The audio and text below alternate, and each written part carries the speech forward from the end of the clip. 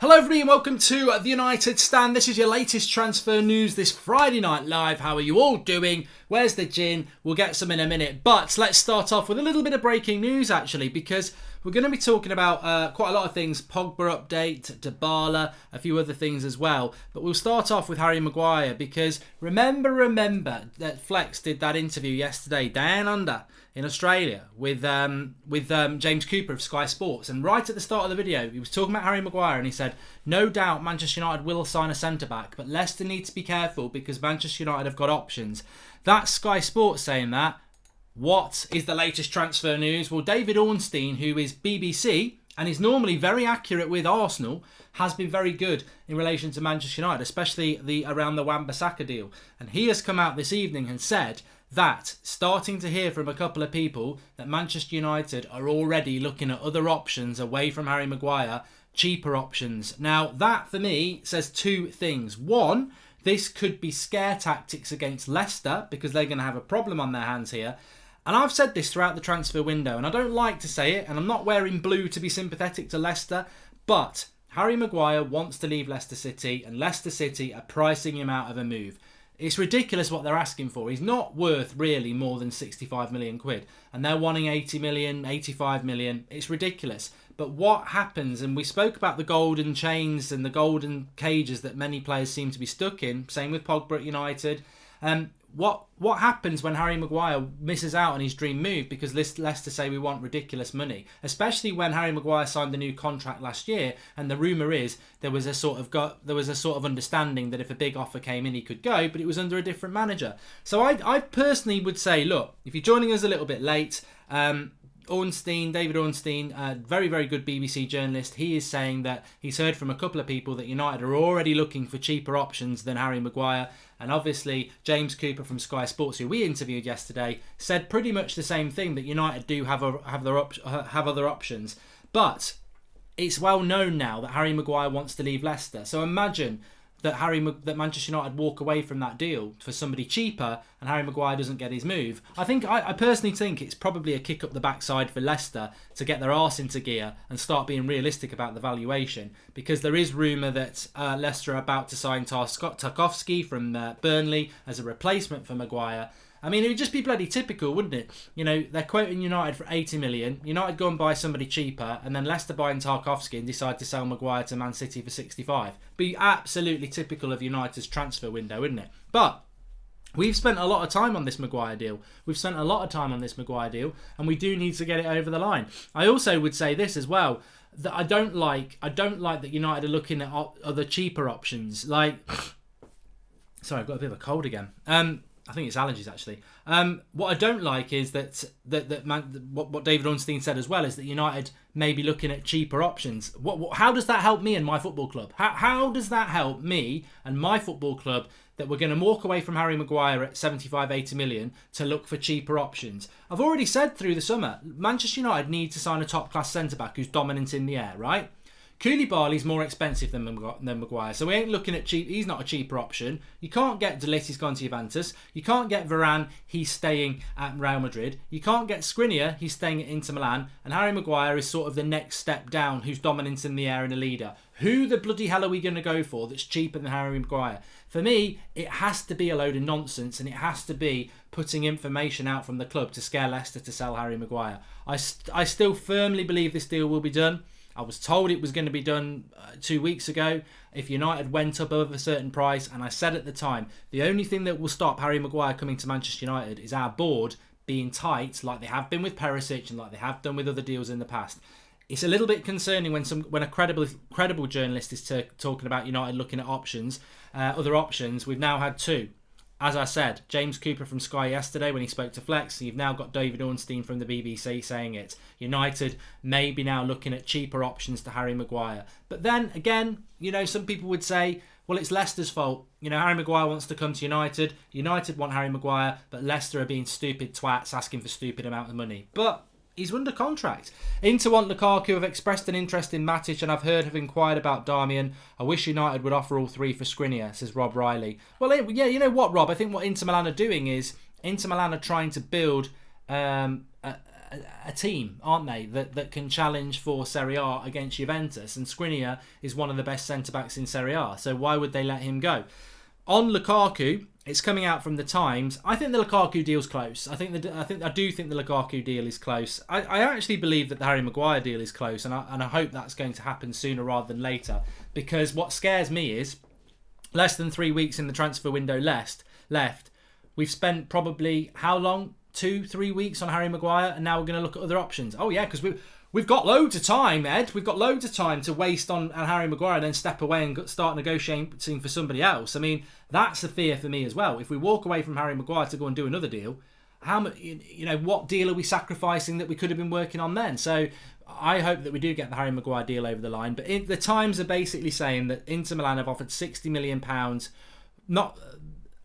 Inter Milan are happy to pay £60 million for Lukaku with 15 million in add-ons, which totals up to 75 million, but United want closer to 80 million. I don't know what you lot think, but Lukaku has to leave Manchester United, and United can play hardball, but yet again, why are we playing hardball? What's 5 million if it saves us 2 or 3 days? Like, those 2 or 3 days have got to be worth something to give us time to work on other deals. So that money, I think United clearly want that money for transfers, don't they? Which is ridiculous, but we'll talk about that on the August the 8th. But I think that Lukaku money is to go towards Solskjaer's transfer budget, because maybe he hasn't got 200 million. Maybe he's only got 150. We'll have to wait and see.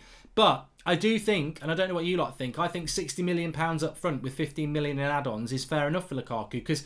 And I know some people will say, well, yeah, but 2 years ago we paid 75 million with 15 million add-ons, but that was a stupid deal. That was a thick, stupid deal by United. He was not worth £75 million with £15 million in add-ons. Whatever he's done at United in the last 2 years, you don't pay 75 million with 15 million add-ons for a striker that's, scores a lot of goals for Belgium because he's got brilliant players around him, and was an Everton striker who'd never proved himself against the top six. We overpaid for him. I think if he was a first teamer for United, you might get 80 million, but we all know he's not a first teamer for United. So I think 60 million plus 15 cut your losses, and it's not much of a loss, is it really? And Lukaku clearly wants to go, and Inter Milan, as we saw with Conte's interview today ahead of the United-Inter game, he desperately wants Lukaku. United just need to get that deal sorted, and I'd be very, very surprised if that deal doesn't happen. And what I would say is, if that deal falls through, United have got to take a long, hard look at themselves, because nobody's going to come in and offer 60 million plus 15 million in add-ons for Lukaku. They won't. They're not going to do it. So United can think he's worth 80, 90 million. They can think what they bloody well like, but he isn't. He's worth what somebody will pay for him. And you can squeeze as much juice out as you can, but you might squeeze all the juice out and Inter will have nothing left. Atletico Madrid have done 20 deals. Don't say it's hard, says Tech so far. Yeah, I've heard that Atletico Madrid have brought 10 in and 10 out. It just shows you how ambitious some clubs can be. Kirill Kokorev says, today I've watched our Singapore training on Beanie Man Sports YouTube channel, and at 1:41 you can read the lips of Ollie saying they couldn't afford him, and Carrick answering if couldn't afford, it's okay. I don't know what that's. Maybe they're talking about Lukaku.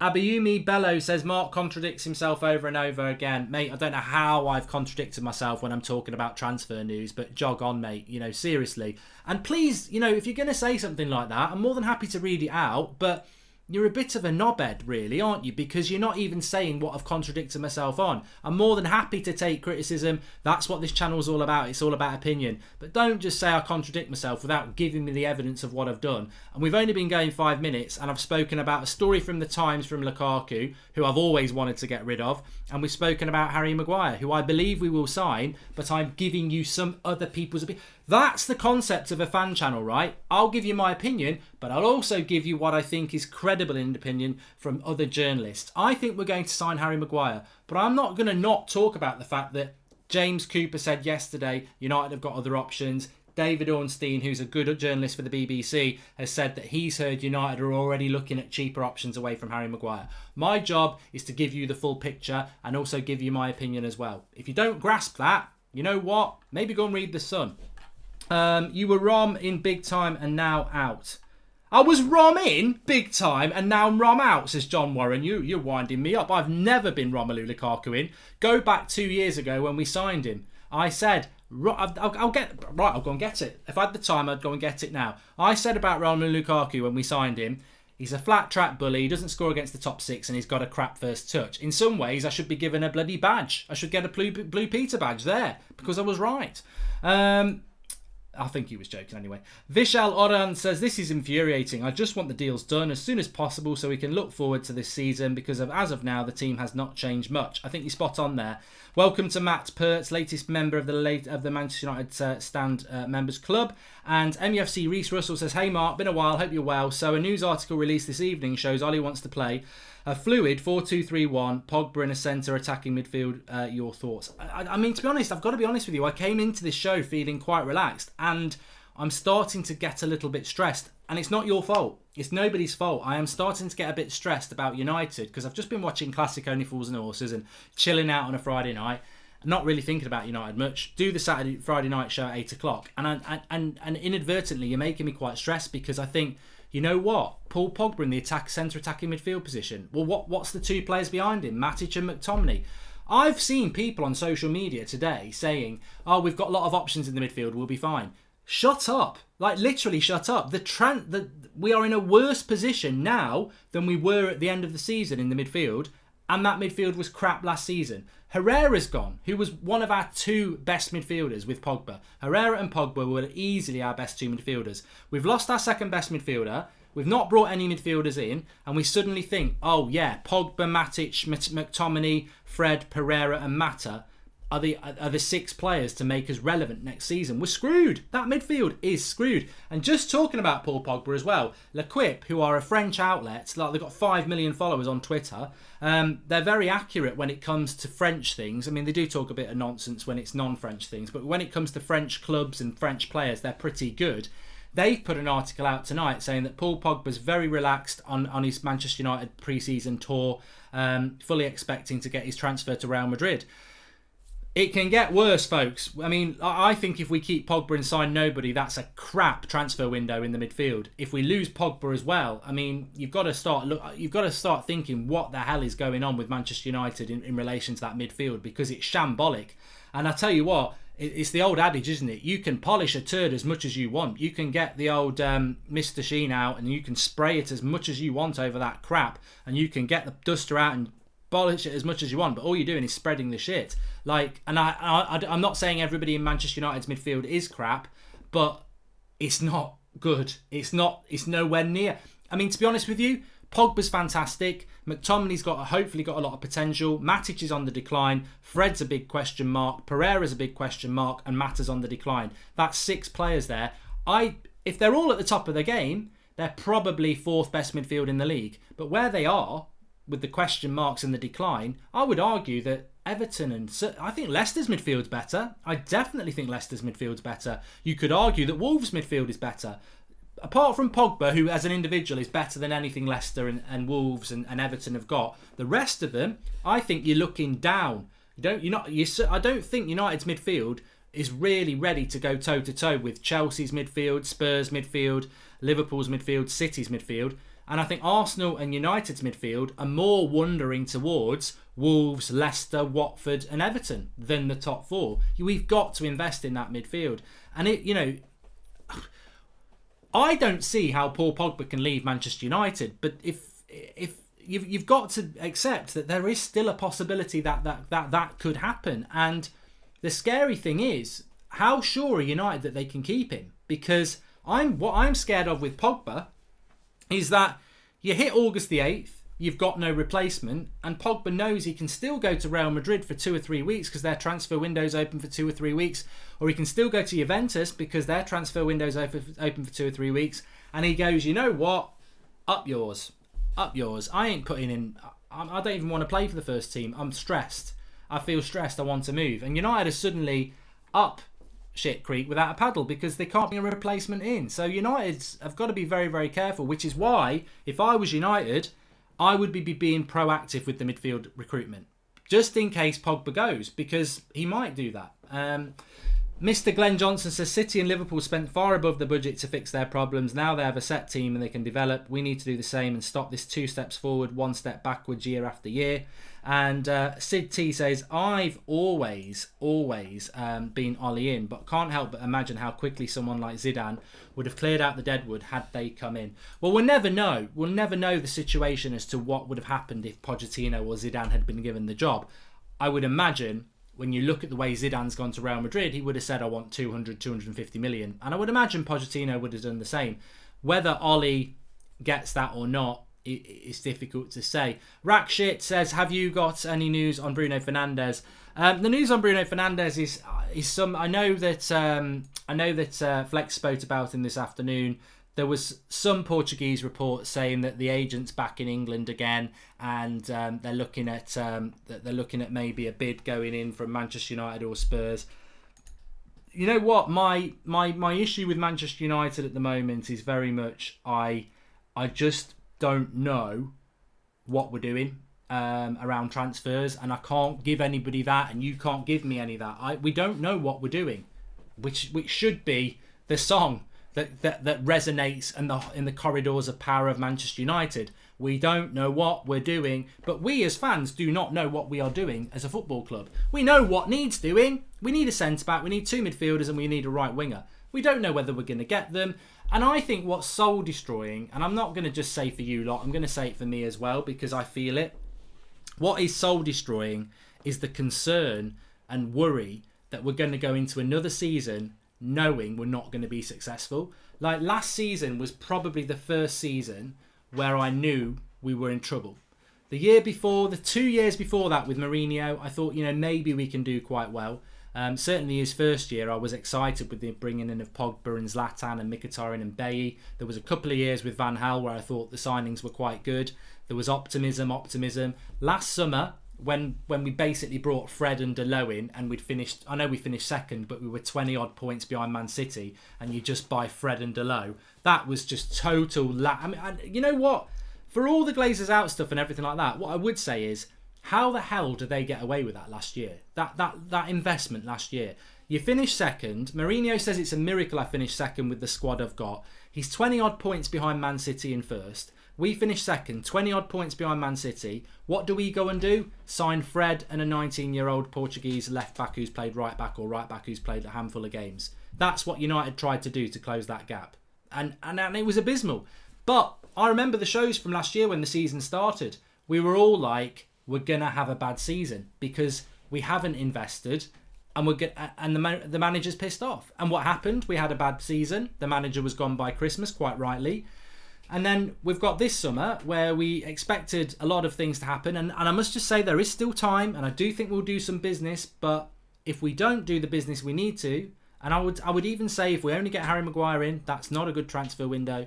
If we don't do the business we need to, we're going into another season as a fan base going, we're not going to have a good season. And that is scary and unfair when we are as a bigger club as we are with the revenue streams that we've got. It isn't fair. Let's hope there will be something to cheer about this season, but at the moment there is a limit to clear about, says Roadrunner. Our owners don't care about the club. Ed is their puppet. They just want our club's profit in their pockets, says Sally Devil Red 7. And if we lose out to 2 signings because of that clown Woodward, then I will really lose it when United won't be buying anything from their store again, says Stephen Diak. Look, you know what? I think, as I said, I came into the show quite relaxed, but you've all stressed me out a little bit with your transfer stuff, and you're quite right. But we've almost got to take a lot of deep breaths and just hope that something starts to happen. But every day, and I don't know how you feel, every day I wake up thinking, surely we're going to get that Sky News thing. United have nearly got this deal. United are in the final stages of talks for Harry Maguire. United have made a first bid for Bruno Fernandes. Something where you put your hat on it and go, right, it's going to be 2 weeks now. Because that's what happens with United, isn't it? You get the official sort of interest, and then it takes 2 weeks for them to be holding up the shirt. So I've been expecting that for so long, and I'll be honest with you, we're playing a football match tomorrow, so don't expect any breaking news about a signing tomorrow. Sunday is Sunday, so you're already looking at maybe Monday, and then you're nearly at Thursday and it's 2 weeks left of the transfer window, and then it's like, oh my God, what are we doing? Stainless 211 says, can we discuss how promising and tenacious Dan James looks? Right wing problem solved, possibly. You know what, Stainless 211, I really like Daniel James, but I'm going to be absolutely blunt and honest with you. I don't want to talk about the positives at the moment, because you know why? I really like Daniel James, I really like Wan-Bissaka, and I really like some players in that squad. But I feel if I start talking about the positives of the squad, I'm blinkered. I'm pulling the wool over my eyes and ignoring the glaring issues. Oh, Daniel James, who was playing for Swansea in the Championship and is a left winger, can suddenly solve our right wing issues in a top 4 side in the Premier League. Do you realise how presumptuous that statement is? Off 2 pre-season games, 2 halves in a pre-season game. You've got to be patient with a player like that. And if we're taking a Championship player for 15 million that no other club in the Premier League was interested in other than Brighton, and saying that he solves our right wing issue when we want to win Champions Leagues and Premier Leagues, it's massively, massively presumptuous, and it's a massive jump into the dark. I'm happy to make that jump, but I ain't going to start 2.5 weeks before the start of the season going, yay, Daniel James is the Welsh Messi. Maybe he will be. I hope he is. But let's focus on the real issues here. We went into the transfer window needing a centre-back, 2 midfielders and a right winger. We haven't got the centre-back and we haven't got the 2 midfielders. And maybe Daniel James becomes the right winger. But at the moment, I'm finding it very difficult to be positive about what we've got in the shop, because I can see the bare shelves in the other corner of the shop and we're massively, massively exposed. And we're going to run out of food. We're going to run out of food next season. Chloe Jenkins always makes a good comment. She says, Mark, apparently Madrid's president has told Zidane to back off Pogba and find a place for Bale because nobody wants him and he's costing them big wages. I think, Chloe, that's a real big story this summer. I think there's a lot of players that would like to move but can't move because either they're priced out of a move, like Pogba. Pogba wants to go, but can anyone pay to buy him? And then you've got a lot of players like Real Madrid have got, where they've got people like Isco, Asensio, Gareth Bale, who they'd like to sell, but nobody wants to buy them. You've got people like Christian Eriksen at Spurs, who wants to go, but nobody wants to buy them. There seems to be a surplus of expensive talent and not enough people with the money to buy them. And that is why the transfer window's never really got going this summer, because we talk about it every transfer window. It's like the domino effect, isn't it? Bale goes from Real Madrid. Real Madrid have a bit of money and a space. They go and buy somebody else. Then the person they buy from does something. Blah blah blah, and that's how the chain goes. But it's just not got going this summer. Tekers says, I have a strong feeling Ollie is going to give Pereira and McTominay 20 plus games this season. Hopefully Fred hits the ground running, and congratulations on 500,000 subscribers. Look, you know what? Let me just say about that comment. Initially, it makes me quite angry. But if McTominay and Pereira hit the heights of being top 4 midfielders and play 20 plus games each, and we don't buy midfielders and they're brilliant, what have we lost? Everybody's won. We've got 2 players who've come through the youth setup, playing in a top 4 Manchester United side for years to come, and we're happy. And most of all, the Glazers are happy because they've pocketed more profit and not had to spend it on transfers.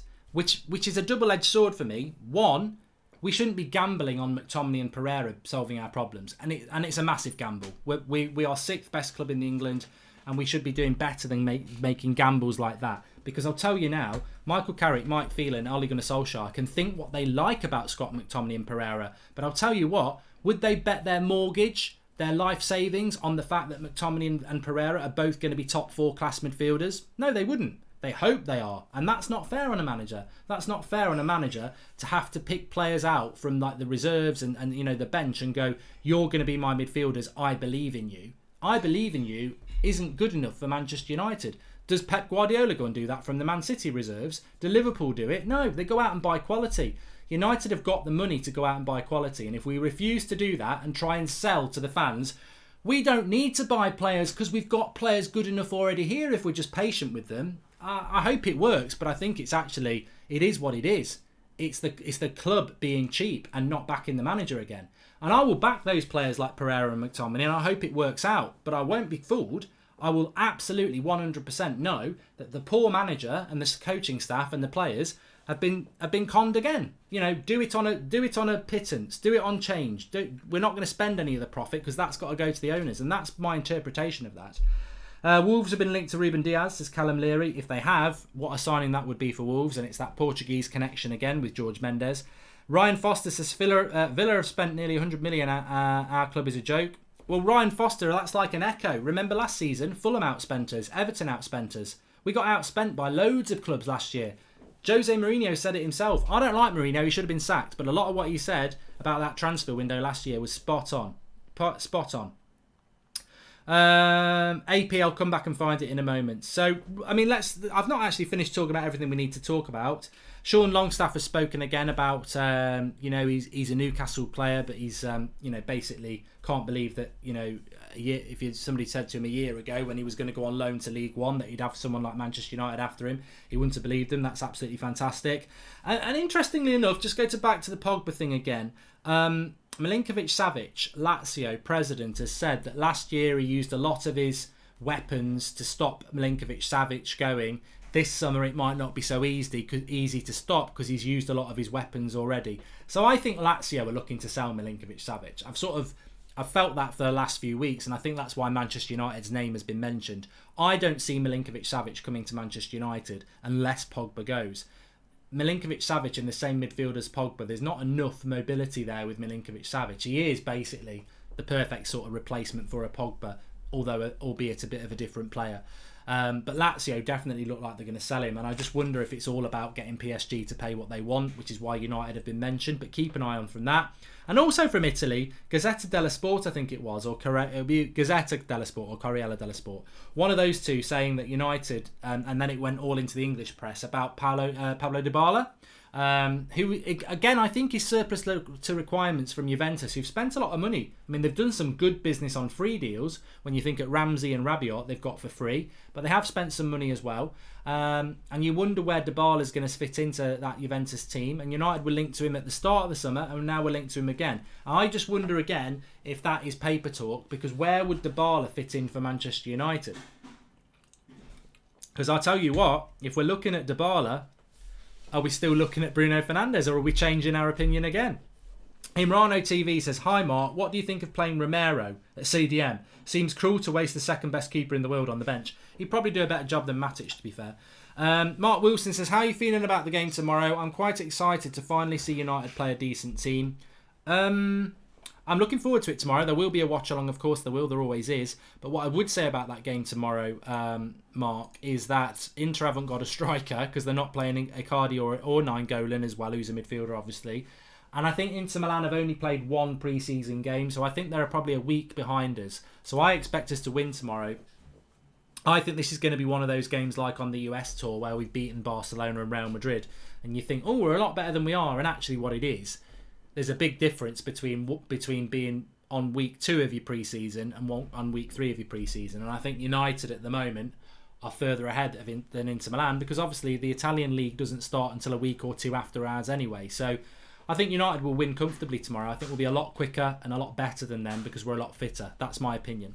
Who do you see as a striker replacement? Ben Yedder, says Siddharth Boss. Well, Ollie himself was talking about Sanchez today and saying how he can play up front. Don't forget Alexis Sanchez. He's on 400 grand a week.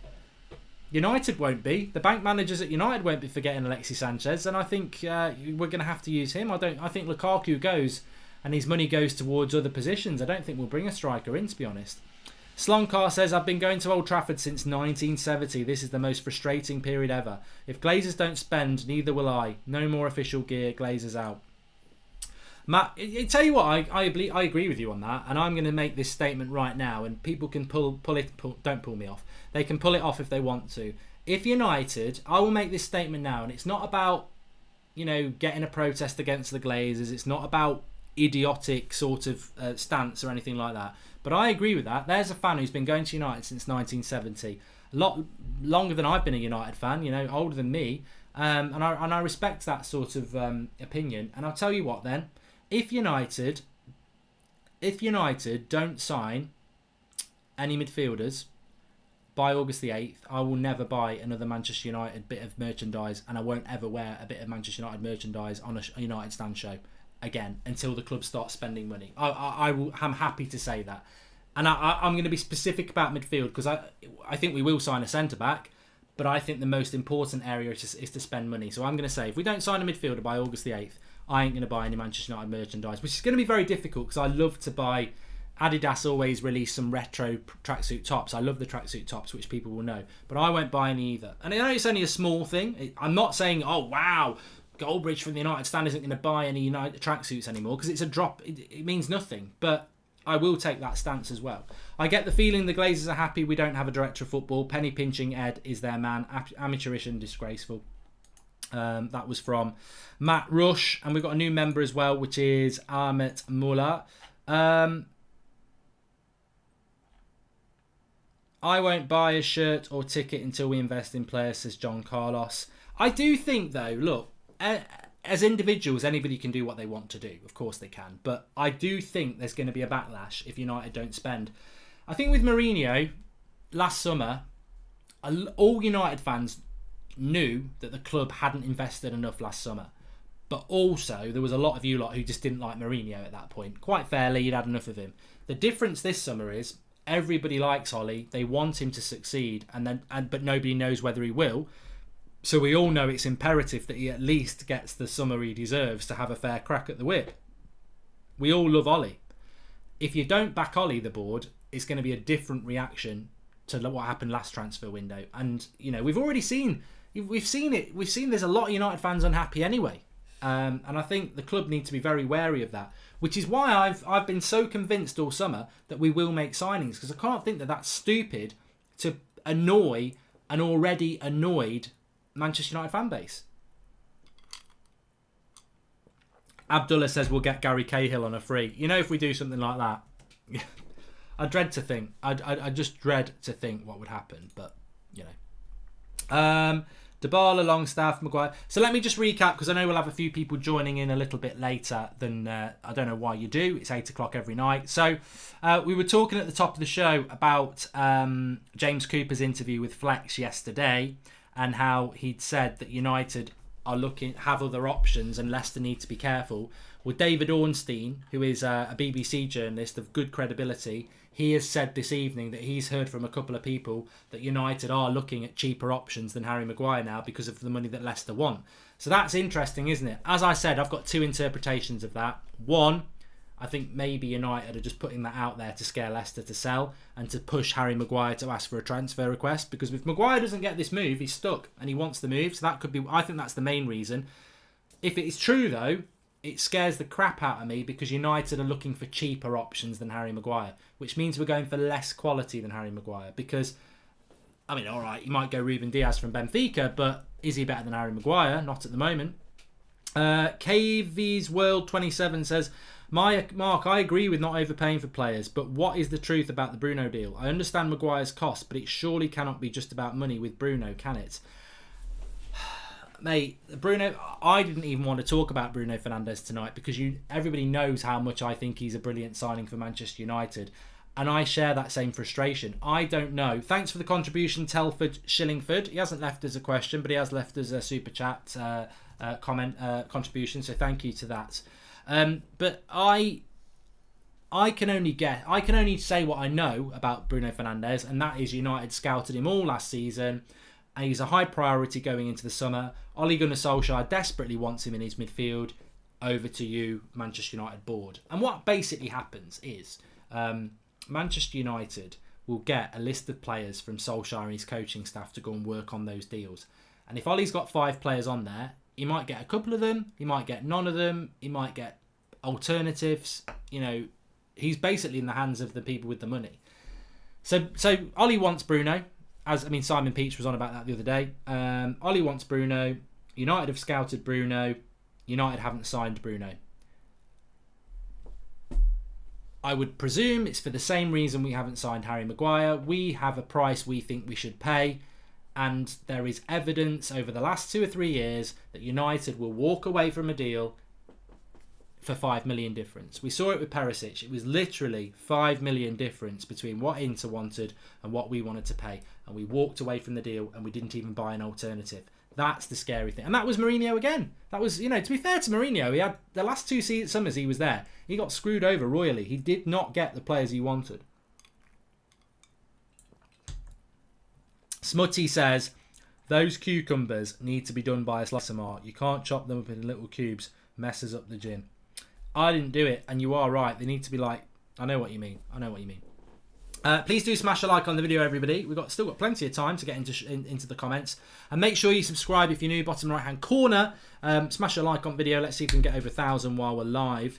There is a watch-along tomorrow. It's a 12:30 kickoff. It's not a midday kickoff. It's a 12:30 kickoff. So we'll be live about 11:30, 12 with the team news right the way through. Flex will be there doing the fan cams. I think he's pitch side again. Did you all watch his video, actually, his vlog? Brilliant footage, right up close for the training today. Got a cracking goal by Fred on there as well, and Luke Shaw. Viking Red said that Mourinho walked into a trap set by Woodward. I mean, I don't agree with that. I mean, I'm not. You know, Mourinho deserved the sack. He didn't get backed in the transfer market, but even if he'd been backed in the transfer market, he still would have played the same crap tactics. Mourinho. I feel sorry for Mourinho because he never got Perisic the summer before, because we never got a player to put the ball into the box, and I think Lukaku would have thrived off that.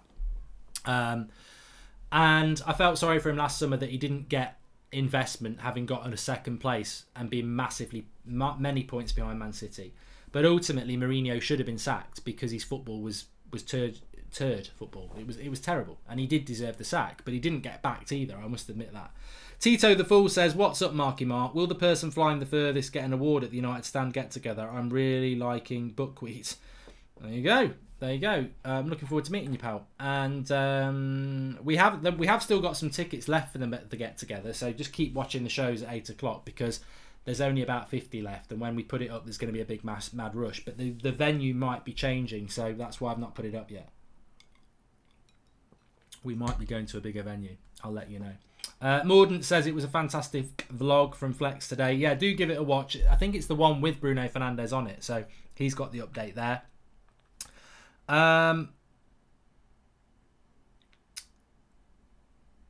Bruno scored another goal in a friendly today, says Thomas Plufferkey. And Maguire for 80 million, no thanks. Alderweireld for 25, says Techers. Well, you know, I mean, that might be an option for Manchester United, to be fair, but is it a long-term option?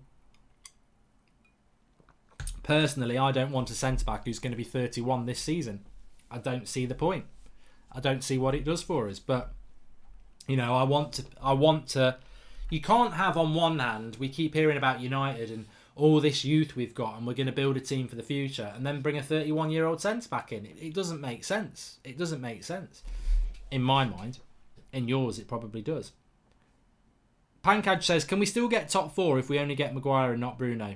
I don't think so, Pankaj, because Paul Pogba, if he stays, always misses at least 4 or 5 weeks with a hamstring injury. So the minute Paul Pogba's injured, that midfield becomes absolute shite. And the midfield's the most important part of a football team. The midfield needs investment. You can't lose. I mean, I never liked Fellaini, but as many people will say, in his own crap way, he was quite effective. I loved Herrera. He was very effective. We've lost 2 players there that we've not replaced. You can't replace those players with... We've just not replaced them. So you can't go into a season where you finish... You can't finish a season where you finish 6th, lose 2 midfielders, and then go into another season and expect to finish 4th. It's just not logical, is it? And I think football sometimes isn't logical. I know that. But your midfield is the most important part, and it's weak. We've got a weak midfield. We've got to sign midfielders, but we are facing an issue there. Josh Connell says, when and where is the get-together and how much? I've just said, Josh, you're going to have to wait for that, mate. You've got to listen. Gregor P says, Sky Sports are reporting we haven't bid for Fernandes because of the Pogba situation. Absolutely nonsense. Are you worried that Liverpool are playing Sporting? I didn't know Liverpool were playing Sporting, Gregor P. That does actually worry me now. You know, we haven't signed Bruno Fernandes. We could have signed Bruno Fernandes any time over the last 6 weeks, and we haven't signed him. I think we're going to sign him, but if Liverpool play them and Liverpool suddenly go, we want you, that can change very quickly. And then you're looking at the situation and going, why didn't we do anything sooner? Why? Bruno Fernandes is nothing to do with the Paul Pogba situation, and if he is something to do with the Pogba situation now, then that's United spinning a lie to save money, because Bruno Fernandes was scouted all last season, and Ole Gunnar Solskjaer likes Bruno Fernandes. That signing was always about coming in for Herrera, basically. And to say that we're only going to get him if Pogba goes, that's bullshit, that is. I'm not having that. And again, it just shows the club's trying to save money. Daniel Brindley says, I feel as long as Woodward is in charge, we will always struggle in the transfer market. Same story year after year. Well, I've got no confidence that we'll ever bring a director of football in. I think we'll bring a puppet in. I think we'll bring in somebody like Darren Fletcher, someone like that, who's got no experience as being a director of football, but he's basically, we've got a director of football, but really everything's still the same. They're just put up as a front, really. Matt Rush, if we don't get Fernandes, Mark, what other options are there? Getting to the point we need Pogba to stay. We do need Pogba to stay, but Bruno Fernandes was never about a replacement for Paul Pogba. That's what I was trying to just say there. He was never about that.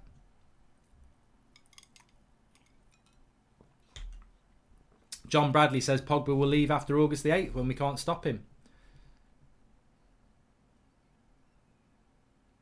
Denver Hugger says, I don't know why we never went for Ziyech.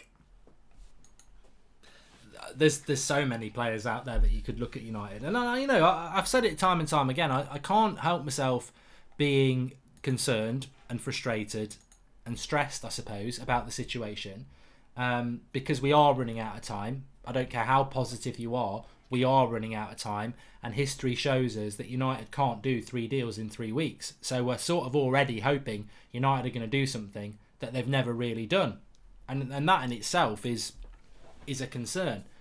But on the other hand, I do believe they will do some business, and there is still till August the 8th, which is just about 3 weeks left. But there has to be some momentum. There has to be, and we're just not getting it. We haven't had.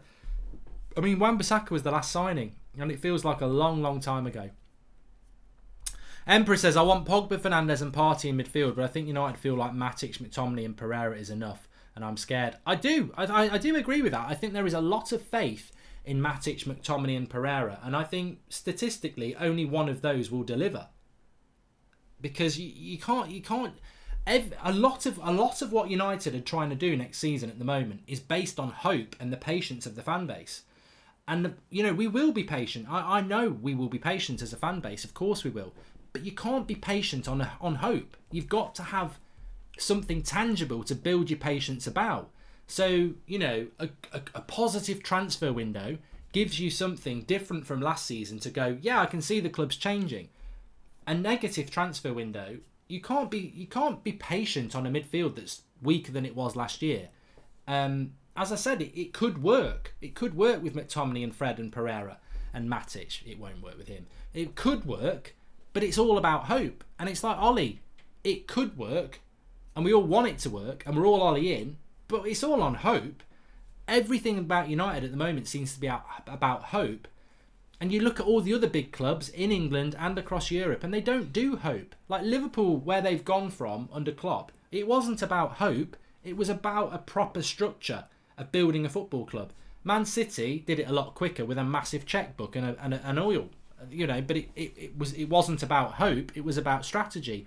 Look at Juventus, Ronaldo last summer and a big summer again. That's not about hope. It's about a structure. Real Madrid, crap last season. They get Zidane back. It's not about hope. We give him a load of money as well. All the big clubs are not about hope, and we are. I tell you what, the club we relate to the most, and you're all going to guess it straight away, the club that resonates with us the most is Arsenal. Look at Arsenal over the last decade. A board that takes money out and doesn't put money in, and every season they're just clowns outside the game, with poor old Robbie having to put a mic in front of them, thinking they're a bigger club than they are, because they can't open their eyes up to the fact that the reason you keep winning one game every now and again, because you have got some good players, but losing to shit consistently, is because your team's not good enough. And you come out after every game and start ranting about, oh, this is a great club, like Zippy off Rainbow. But the reality is, everyone watches Arsenal Fan TV and chill, because we all see the script, we see the story. These deluded fans who think their club is better than it actually is. I already know Arsenal won't finish top 4 last season. I already know it. And their fans, some of them are clever and some of them realise it, but some of them are so stuck about where they should be, and I agree with them. Arsenal, that was the best rival we've ever had in the Premier League. But those fans are so lost in that. They think every season that they can be that Arsenal challenging for titles because they've seen Bergkamp and Henry and Tony Adams. They've seen success. But actually, as an outsider looking at the Arsenal situation, you're not spending any bloody money. Your best players are leaving. You've not got a good enough squad. There's a reason you're not top four because you're going into every season on a fantasy, wishing, rubbing your genie's lamp. It's not going to happen. It's not going to happen. Because every other club above you, they ain't rubbing a lamp. They're actually putting a structure in place. United are coming like Arsenal. We are going into each season being fed hope. I hope these players are going to do well. I hope this manager and coaching staff are going to do well. Let's hope it all works out. Hope is not... It's a good thing, hope. It's good to have hope. But in the football world at the moment, I don't think that hope really... I mean, even if you look at Leicester City, the fantasy of winning that Premier League title, it wasn't really about hope. They had a very good structure and a good team. Right. A worldwide fan buyout of the club. Get it done, says Sienka. I feel as long as Wood was in charge, we've done that.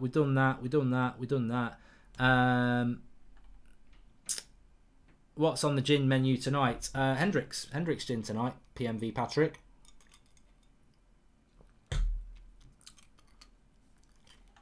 I'm just reading some comments here.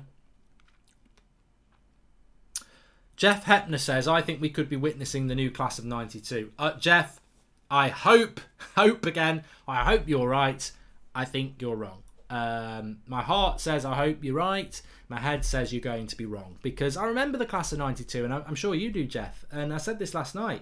The class of 92, Beckham, Scholes, Neville, Giggs, it was a freak. It was a freak. It was like the Busby Babes. To have that amount of brilliant youth players, we were just blessed. They also came into a team that had legends of the club there to nurture them. Cantona, Keane, Schmeichel, Bruce, Irwin. They had those players, and then you had future legends in a crop of youth together. Don't tell me Scott McTominay, Andreas Pereira, Tahith Chong, Angel Gomez are anywhere near the level of Scholes, Beckham and Giggs and Gary Neville. They're not. They've got potential to be good players. They've got the potential to be maybe top class players. But those players there were world class.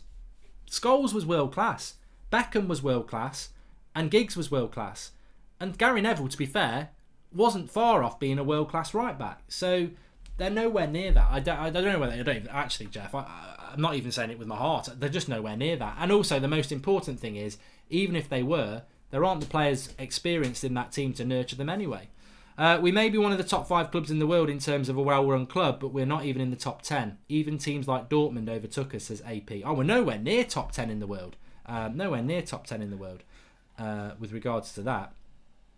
And Brian Murphy makes a good comment. He says, I think Ollie looked a beaten man already today. I did detect that. And to be fair, the different angles... The MUTV angle was straight and the Sky Sports one was close and to the left. And on the Sky Sports one, he looked a little bit more positive. But from watching it on MUTV, he looks like he knows he's not getting what he wants. And he certainly hasn't got it at the time he wanted it. Vishal Oran says, this is infuriating. I just want the deals done as soon as possible so we can look forward. And you know what? I think that's sort of where we are at the moment, isn't it? It's the uncertainty. The uncertainty of the situation is causing a lot of concern. But you know what? In many ways, when we do the call-in on Monday, I almost wish we could get a Man City fan on, if we could find one, get an Arsenal fan on, a Liverpool fan on, a Chelsea fan and a Spurs fan on, because I'd love to know what their perception is of our football club at the moment. Like, you know, I think Liverpool fans they're on easy street when it comes to our rivalry. They would be stunned if they finished below us next season. They'd be stunned if we finished within 20 points of them. Same with Man City. And I think Spurs would be disgusted if they finished below us as well. And that's 3 clubs already. So it is all about 4th place. But I think Chelsea, if I was a Chelsea fan, I would be sat there going, you know what? We've got a transfer ban. We've lost Eden Hazard. And Frank Lampard, we don't know how he's going to do. But I tell you what, the way the summer's gone at the moment, Arsenal have done nothing and United haven't really done much. We've got a good chance of finishing in the top 4 again because we haven't taken advantage of that situation, have we yet? Paul Robinson says, I don't know what he just said. Oh, just Jackler says, get us Lozano, Milinkovic-Savic, Bruno Maguire, and I'll be happy chappy. Yeah, I think that'd be good, but then it's not going to happen, is it? Lozano's still available. Right wing is a must this window, says Tekers. Yeah, I don't see us getting a right winger now. I mean, just to ask in the live comments, let's just do it, and I'll read some of the comments out. How many do you think we're going to get in the next just under 3 weeks? How many do you think we're going to get? Honestly, can I say 2.5? Because then I think we're going to get 2. I'm confident we're going to get 2, as confident as I can be. I think we'll get a centre back, which will be Harry Maguire, and I think we'll get a midfielder, which I still believe will be Bruno Fernandes, and I think we might still get another midfielder in Longstaff, but my fear is that we'll get Maguire and Longstaff, and that'll be it. And if that's it, forget it. We're in a lot of trouble. A lot of people saying 2. Zeros. There's a lot of zeros, Paul Robinson, you're right. Illa United says, I think no one. Ronnie24 says 2. KCF Farmer says 3. Bruno and Maguire says Anaban. Batashi. Lots of 2s. 2s, says David Fennell. A lot of 2s. I tell you what, the vast amount. Phil Mann says 4. I'll have what you're having, Phil. I like the look of that. But yeah, I would say the vast majority are saying 2. And then there's a lot of zeros as well. So, yeah, I mean, look, Ollie himself did say today we're working on 1 or 2 deals. So you've got to believe. Well, look, you know what? Let's use that as positivity, because Ole Gunnar Solskjaer has said in his last 2 press conferences we're working on 1 or 2 deals. If we don't bring anybody in, we definitely know that they failed him, haven't they? Which they have anyway, but we'll definitely know that they have. So, yeah, I think we will get 1 or 2 in. Anyway, please do smash a like on the video, everybody. It's Friday night. Try and enjoy it. And tomorrow is another game. I nearly said another day. It's another game. It's Manchester United versus Inter Milan. I'm looking forward to the next 2 games. Inter Milan tomorrow. Spurs next Thursday in Shanghai. We'll have all the fan cams for you tomorrow with Flex and Josh out there interviewing fans. So if you are there, make sure you get on them. And I'll be doing the watch along in the morning. Obviously, we'll go live if there's any transfer news tonight or in the morning before the match. I'm not expecting it, to be honest. I think it's going to be another quiet one. Thanks to the contribution from Ronnie24. And please do smash a like on the video. And most importantly, please do subscribe to the channel if you're new, bottom right-hand corner. Remember, we're live every single night at 8 o'clock. Monday to Friday, 7 a.m. with the Transfer Daily. Reaction to press conferences, match reaction. We're live for every match all the way through. Fan cams, any breaking news will go live. So if you are new to the channel, you're going to enjoy it. Make sure you subscribe. And, you know, we just got to keep hoping. We've got to keep hoping, haven't we? And Luca Dobrin says, I love your streams from a non-deluded Arsenal fan. You know what? I will take the piss out of Arsenal because it helps. It helps ease the pain. But I think, to be honest with you, United and Arsenal are very, very similar at the moment. I said it last season, I'll say it again. We're very, very similar. We've got fans who totally and utterly can touch how successful we should be, but it's being deprived of us by owners who just want to suck the club dry. So I understand the frustration, but actually when you take a step back, you can see why we are where we are. Because you can't live off hope. And we're all living off hope. Arsenal fans are living off hope. We're living off hope as United fans. And until you start putting the money in like the other clubs are, hope is not going to work against well-structured, well-run clubs. It isn't, is it? But we've got to live in hope because it's the only way we can get back. Lukaku will not be scoring against Inter Juan Silva because he ain't playing. Thanks everyone for watching. I'll see you tomorrow for the watch along. I'm really looking forward to that. Have a good evening and let's hope we get some good news around transfers soon. Speak to you soon.